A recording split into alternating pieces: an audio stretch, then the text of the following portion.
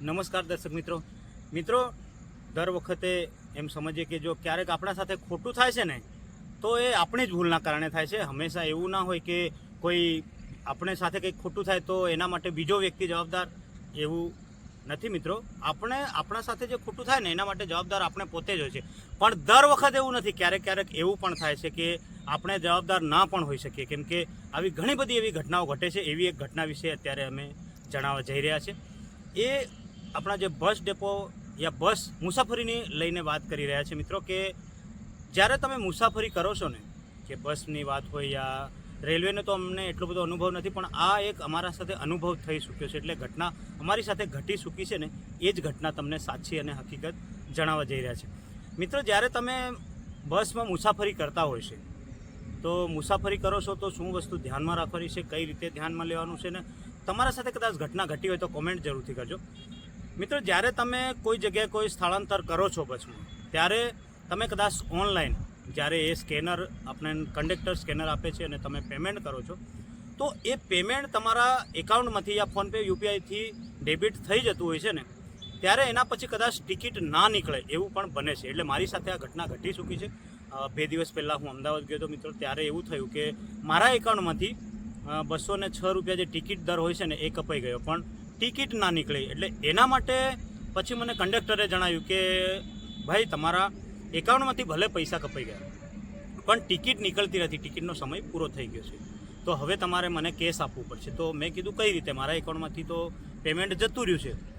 પછી એને કીધું કે હવે પેમેન્ટ જતું રહ્યું છે પણ તમને રિફંડ થઈ જશે, એટલે કે કદાચ 2 કલાકમાં થઈ જાય, 4 કલાકમાં યા 24 કલાકમાં પણ થઈ શકે છે. તો મેં કીધું સારું, વાંધો નથી, આપણે પર્સનલ એમના ફોનપેમાં આપણે પેમેન્ટ કરી આપ્યું મિત્રો. ત્યારે એમને કરી આપી તો મને ટિકિટ આપી. હવે મેં મુસાફરી કરી, 2 કલાક થયા, 6 કલાક થયા, 12 કલાક થયા, 24 કલાક થયા, છતાં પણ પછી પેમેન્ટ મને રિફંડ થયું નહોતું. તો થયું નથી એટલે હું પછી ડેપો મેનેજરને ગઈકાલે મળવા ગયા હતા, દિનેશભાઈ સાથે અમે 2 જણ મળવા ગયા હતા. તો એમના પાસે આપણે સલાહ સૂચન લીધું કે ભાઈ કઈ રીતના આ થયું. તો એ લોકો કહે છે કે યાર અમારી જવાબદારી એમાં આવતી નથી. પછી એ લોકોએ એવા આડાઅવળા અમને જવાબો આપ્યા. પણ એના પછી અમે થોડી વધારે લાંબી ચર્ચા કરી, ડિટેલ માંગી કે કઈ રીતે, કેમ કે ઓનલાઈન પેમેન્ટ કરતા હોય છે તો સંપૂર્ણ ડિટેલ હોય છે. બસમાં મુસાફર સમજી લો કે 50 બેઠા હોય તો 50માંથી કેટલા લોકો ઓનલાઈન, કેટલા લોકોએ ટિકિટ કરી, કેટલા લોકોએ કેશ આપીને, એ તો એમના પાસે સંપૂર્ણ વિગત હોય જ છે મિત્રો. એ તો આપણે જાણીએ છીએ, પણ એ લોકોને ખબર નહોતી. એટલે એમને આપણે વિગતવાર સમજાવ્યું અને પછી એ લોકોએ કીધું કે હજુ થોડું 24 કલાક હજુ રાહ જોવો તમે. અમે કીધું સારું, કોઈ વાંધો નથી. તો પછી 24 કલાક ફરી રાહ જોઈ.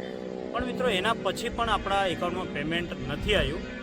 તો આપણે કંડક્ટરને કોન્ટેક કર્યો. તો કંડક્ટરે કીધું કે ભાઈ, હું મારા એકાઉન્ટમાંથી તમને પેમેન્ટ કરી આપું છું. એમને ફોનપે આપણને કરી પણ આપ્યું છું. પણ ખાસ કરીને આપણે વિડીયો બનાવવાનું ખાસ મતલબ આ જે વિડીયો એટલા માટે આપણે બનાવી રહ્યા છે ને મિત્રો, તો મિત્રો હવે એ રિફંડ મને તો મળી ગયું છે. એટલે કે કંડક્ટરે પર્સનલ મને રિફંડ આપી દીધું છે. પણ આ તો અમે ગયા બસ ડેપોમાં અને બધી સંપૂર્ણ તપાસ કરી અને કંડક્ટરને પણ મળ્યા અને કંડક્ટરનો મેં નંબર લીધો હતો, કેમ કે મને આ આઈડિયા જ હતો કે કદાચ આવું થઈ શકે છે, પેમેન્ટ રિફંડ ના પણ મળે. એ મને એવું અંદાજો જ હતો મિત્રો. એટલે કદાચ મને રિફંડ થઈ ગયું. પણ ઘણા બધા એવા મિત્રો હશે જે કદાચ બહાર ગામ જતા હોય છે, કંડક્ટરનો પણ કોન્ટેક નંબર નથી લેતા, કેમ કે એમને તો ખબર જ ના હોય આ પ્રકારની. અને ઘણા બધા એવા મિત્રો કે એટલા જાગૃત પણ ના હોય. તો એ લોકો સાથે ખરેખર અન્યાય થાય છે. તો આ જીએસઆરટીસી છે ને, એમને આ મુદ્દો ધ્યાનમાં લેવો જોઈએ અને સંપૂર્ણ વિગત તપાસ કરવી જોઈએ કે કેટલા લોકોએ ઓનલાઈન પેમેન્ટ કર્યું, કેટલા લોકોએ કેશ આપ્યું છે. આ બધી સંપૂર્ણ વિગત મારા ખ્યાલથી મળી જ જતી હોય છે મિત્રો.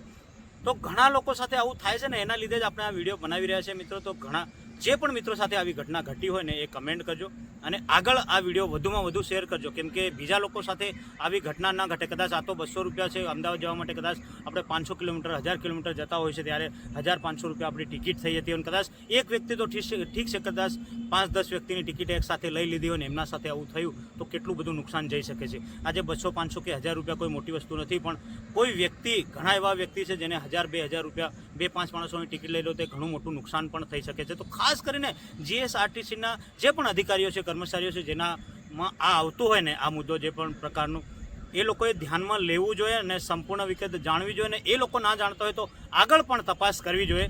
અને કદાચ એ સંપૂર્ણ તપાસ ના કરે તો મિત્રો તમે અમારા સુધી કમેન્ટ દ્વારા પણ આ પહોંચાડી શકો છો, તો અમે પણ આગળ રજૂઆત કરીશું મિત્રો. તો તમારી સાથે આ ઘટના ઘટી તો 100% કમેન્ટ કરજો મિત્રો.